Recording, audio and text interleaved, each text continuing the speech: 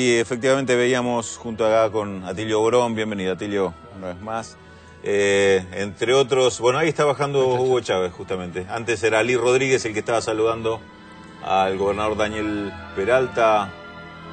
Ustedes nos interrumpen en el momento que les parezca, estamos esperando ahí saludar al gobernador, a ver si va a dirigir unas palabras o no el presidente de Venezuela, un presidente, hablábamos con Atilio, conmovido, ¿no? Se lo notó ayer, muy conmovido por la muerte de su amigo, como él insistió y subrayó, Néstor Kirchner. Sí, realmente él y Lula también, la verdad que me impresionó porque Lula es un hombre con mucha experiencia de este tipo y sin embargo se lo veía realmente conmovido genuinamente. Recién escuchábamos, reiterábamos las palabras de Lula al despedirse de Argentina, muy sentidas y muy significativas con respecto al rol que había jugado Néstor Kirchner. Él dijo, junto a mí, para recuperar América Latina y poner de pie a la región. Atilio, ¿cómo ves todo esto, este balance que se hace de Néstor Kirchner, esta expresión popular de reconocimiento que recibió en su despedida? Bueno, era previsible, pero no en esta magnitud, ¿verdad? Porque, bueno, sabíamos de que el grado de popularidad de la presidenta y del expresidente era muy grande. Pero siempre estaba el tema de que, bueno, las elecciones, ¿verdad?, de junio del año pasado habían planteado un escenario un poquito preocupante, en el sentido de que se veía una disminución de esa popularidad, pero la verdad que lo que pasó ahora nos dejó a todos asombrados, por la escala. O sea, esperábamos que hubiera una respuesta popular muy grande, pero no en esta dimensión, para nada.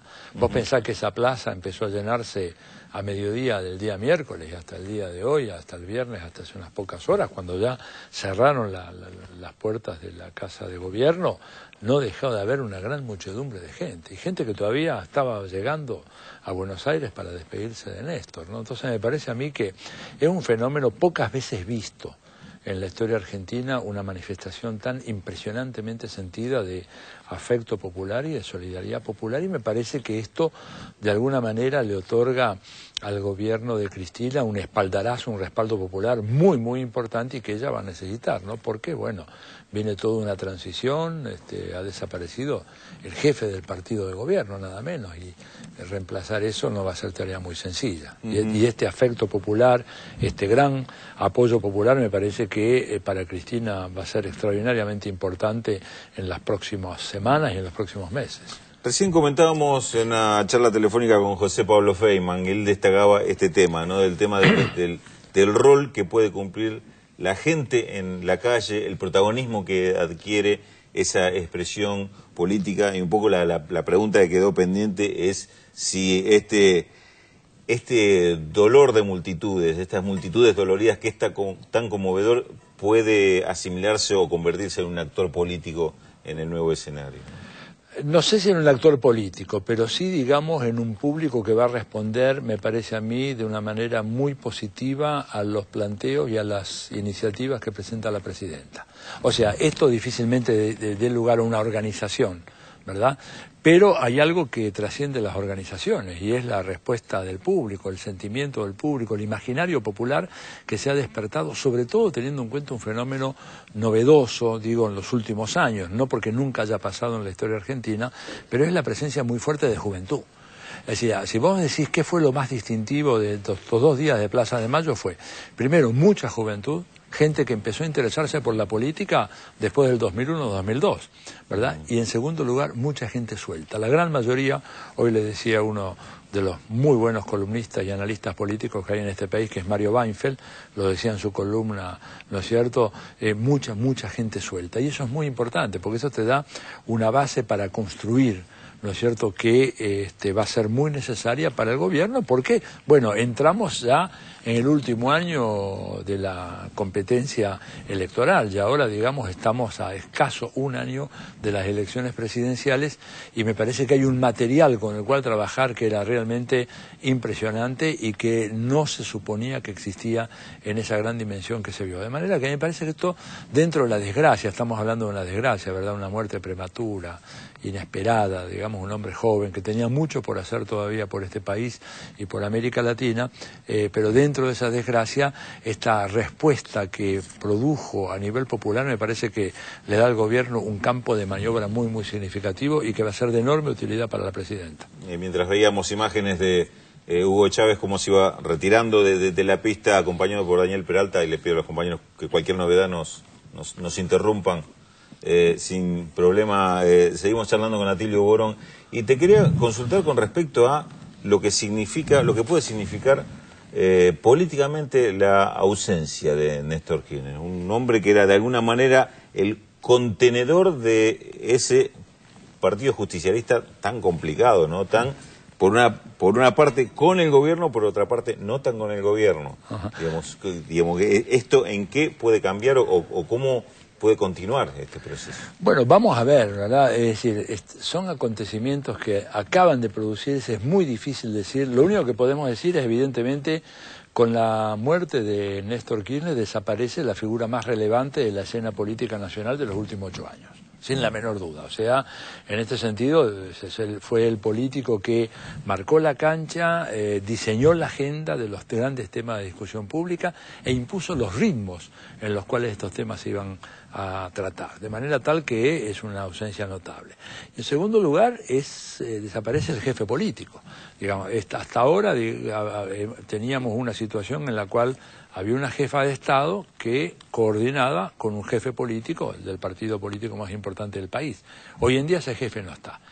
Y los posibles herederos, me parece a mí que no llegan a dar necesariamente con lo que se requiere para poder conducir el PJ. Mi impresión, y teniendo en cuenta aparte la historia del peronismo en la Argentina, es que la conducción del partido va a tener que recaer en manos de Cristina, que ahora va a tener un doble papel, jefa de Estado y jefa del partido, porque sería muy peligroso para ella delegar esa función en gente que no sea absolutamente capaz de hacerlo, y la verdad que en ese sentido Kirchner es irreemplazable, no hay otro Kirchner dentro del PJ, de manera que ella va a tener que asumir esa tarea, lo cual va a significar, digamos, muchos cambios. Por empezar, la misma dinámica de la gestión gubernamental va a experimentar un cambio, porque ella va a tener que delegar más en los ministros de lo que hacía ahora, ¿no es cierto? Porque va a tener que dedicarse también a la reconstrucción, la reestructuración de la maquinaria política del PJ, que, como vos decís, es una maquinaria muy compleja, con mucho faccionalismo, muchas ambiciones, mucho personalismo, y encuadrar todo eso va a ser una tarea grande. Yo creo que ella lo puede hacer. Es una persona que tiene una trayectoria política, tiene experiencia política, tiene manejo, pero le va a insumir mucho tiempo. Y aparte tiene la jefatura del Estado, nada menos. O sea que... Sí. Atilio, yo quiero hacerle una consulta, ¿no? La historia argentina, yo nací en la década del 50, tengo la misma edad de la presidenta, está plagada de frustraciones y de hechos muy traumáticos. ¿Qué de esa historia deberíamos hacer... nos debería servir como para no volver a repetir, deberíamos aprender, digamos así, como para evitar que nos vuelva a ocurrir? Me refiero a intentos de golpe, a acechanzas a propósito de medios muy poderosos o de corporaciones muy fuertes que son las que disponen el proceso democrático del país, etcétera. Bueno, yo creo que, primero, yo no veo ninguna amenaza a la gobernabilidad argentina, ni veo ningún peligro, ¿verdad?, como en otros momentos del pasado había de golpes de Estado o de interrupción del proceso institucional argentino, primero. En segundo lugar, sí lo que veo es que ha habido en los últimos 20 años, en consonancia con las tendencias que se dan en todo el mundo, un crecimiento muy fuerte de las corporaciones, sobre todo las corporaciones mediáticas. Por ejemplo, te digo, en Estados Unidos, la gente que trabaja en planificación estratégica en el Departamento de Estado, el Departamento de Defensa, el Pentágono, dicen que la guerra de contrainsurgencia hoy se libra en los medios. Así textual, o sea, es una afirmación muy, muy fuerte. De manera que controlar eso, tener un espacio público lo más transparente posible, lo más abierto, impedir, digamos, las extorsiones mediáticas, me parece que es un elemento muy importante. Y tercero, para evitar reiterar errores del pasado, tener una muy aguda capacidad de escuchar, y creo que el pueblo ese que estuvo en la Plaza de Mayo durante 2 días, si es escuchado, va a ser, digamos, una brújula muy segura para la presidenta en estos meses que se avecinan. Y además, Cecilia, Atilio es un un pueblo que habló. Y que habló. Digamos, vos decís ser escuchado. En esta oportunidad Sí. habló, definió muchas cosas cuando Así se escuchaban las opiniones de la gente que concurrió, ¿no? Así es, así es. Y creo que hay un muy buen registro de eso y creo que, bueno, la presidenta va a tomar nota de eso y tomando nota de eso se puede evitar ese riesgo que decía recién. Hacer experiencia. Yo creo que sí. Capitalizar la experiencia, metabolizar esa experiencia tan traumática que tuvimos en la Argentina. Usted planteaba, Borón, cómo se va a reacomodar internamente el partido. Quizás si hubiera elecciones internas, uno diría, bueno, está una fórmula, está otra, un interés otro. Pero en este caso, ¿cómo se dirime el poder en un espacio político interno en donde no hay una lista, sino que se discute quién sigue y quién no? ¿Cómo es esa discusión? ¿En base a qué?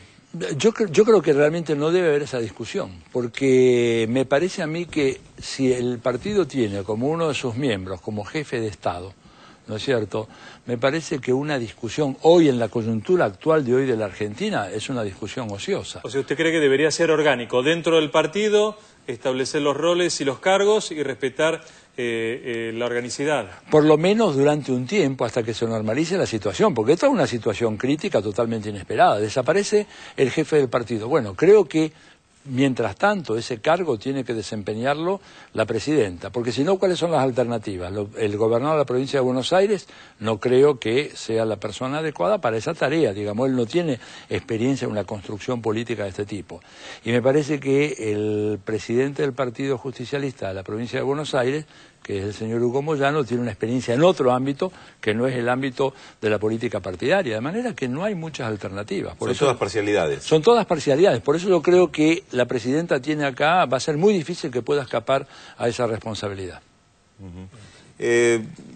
Con respecto a, digamos, está relacionado con lo que te preguntaba Cecilia, ¿no? En cuanto a las experiencias de otras etapas y esta experiencia que ahora va a atravesar Argentina y Cristina Fernández como presidenta. ¿En qué medida la ayuda, la respalda a tener esto que veíamos, el tema de un contexto regional donde hay presidentes que se parecen mucho, que se acompañan mucho, que se identifican mucho unos con otros, que más allá de la solidaridad, esto también se refleja en hechos concretos, el respaldo, el apoyo? Está el tema de UNASUR, que ha sido toda una experiencia de desarrollo en muy poquitos años. Digo, ¿ayuda esto? ¿Colabora en la gestión interna? Sí, ayuda muchísimo porque si uno hace un escenario alternativo, ¿qué hubiera ocurrido con una presidenta que hubiera estado rodeado por la indiferencia de sus pares de América Latina, de Sudamérica, en donde no hubieran acudido tan prestamente a manifestar su solidaridad? Yo creo que para ella todo el proceso político de los próximos meses se le hubiera complicado extraordinariamente. En cambio acá ya tiene un buen respaldo, tiene un muy buen respaldo, incluso de presidentes de otro signo político. A mí ya me había llamado la atención, ¿verdad? Y esto habla un poco del liderazgo que pudo establecerse en el marco de la UNASUR, que lo estableció Néstor Kirchner y que lo ratificó Cristina, fue la sorprendente respuesta de los presidentes de Sudamérica cuando ella hace el llamado de urgencia a la reunión esa noche del 30 de septiembre, con el golpe en ciernes en Ecuador, la respuesta formidable que tuvo. Esto acá pasó como si fuera una cosa normal, pero yo te digo que no es nada normal que se convoque una reunión así y que tenga la concurrencia que tuvo. Entonces me parece que esto es una muestra del gran apoyo que ella tiene en el contexto internacional, un contexto internacional que por suerte no está cambiando mucho. Creo que el futuro de las elecciones en Brasil es alentador para Cristina, porque el triunfo de Serra hubiera complicado mucho la inserción argentina en este esquema regional. Hoy en día todos los análisis dan por descontado el triunfo de Dilma Rousseff, lo cual es una muy buena noticia para el gobierno actual, y en ese sentido creo yo que este apoyo que ella tiene internacional va a ser de gran utilidad para llevar adelante las tareas pendientes que tiene a lo largo de este próximo año. En el tema de provincias, en el tema de gobernadores, ¿cómo lo ves frente a este nuevo contexto? Está muy vinculado al tema Partido Justicialista, ¿no? Sí. Habrá que ver, pero yo creo que gobernadores, me parece a mí que sería muy extraño que de repente salieran a plantear un liderazgo alternativo al de Cristina en este momento. Primero por la enorme popularidad que rodeó a la gestión de Cristina en estos últimos 2 o 3 días, y además por un hecho que me parece que lo vamos a ver en una semana o dos cuando salgan las encuestas, sobre proyecciones de intención de voto, etcétera, yo estoy seguro de que en la próxima encuesta que aparezca, Cristina va a superar el umbral del 40%, que no se había superado a lo largo de 2 años, ¿verdad? Y que ahora ella, creo que a favor de este nuevo estado de la opinión pública va a tener ese respaldo. De manera que los gobernadores creo que van a reconocer ese dato como, bueno, es un dato inamovible, por lo menos en el corto plazo, y yo creo que se van a allanar a su liderazgo y a su conducción. Es decir, a ver, déjame sintetizar y en todo caso... Sí. Ver si entendí bien. En los objetivos están estos datos, sí. Este respeto, esto que genera Cristina en cuanto a la seguridad. En los objetivos no estás viendo tampoco grandes dificultades de inestabilidad. Puede ser que pueda surgir algún sector que quiera salir a disputar la sucesión del PJ aplicando metodologías que no van a ser aceptadas por la sociedad. Y ese sector, si lo hace, va a sufrir un castigo por la opinión pública muy fuerte. O sea, la idea de que, un poco pasaba antes, que lo que me planteaba Cecilia, de que alguien quiera patear el tablero saliendo por fuera a imponer por la fuerza un liderazgo que no tiene aceptación social, hoy en día no tiene plafón. Hoy, estamos hablando de hoy, esta es una sociedad muy dinámica, a veces las cosas cambian rápidamente, pero hoy en día no tiene ningún plafón social. Uno de los matutinos más importantes precisamente tituló El fin de una época. Cuando informó que había muerto Kirchner, dijo terminó una etapa. Yo creo que es muy aventurado decir una cosa así, es temerario ese juicio, realmente yo siempre digo, hace tiempo hubo una reunión en Francia en donde se trató de hacer un balance de 2 siglos de la Revolución Francesa, esto fue en 1989, hace mucho tiempo, pero no me olvido más porque vino un académico chino. Entonces estábamos todos discutiendo el balance final de la Revolución Francesa y el chino nos desarmó, porque nos dijo, miren, 2 siglos es demasiado pronto para decir.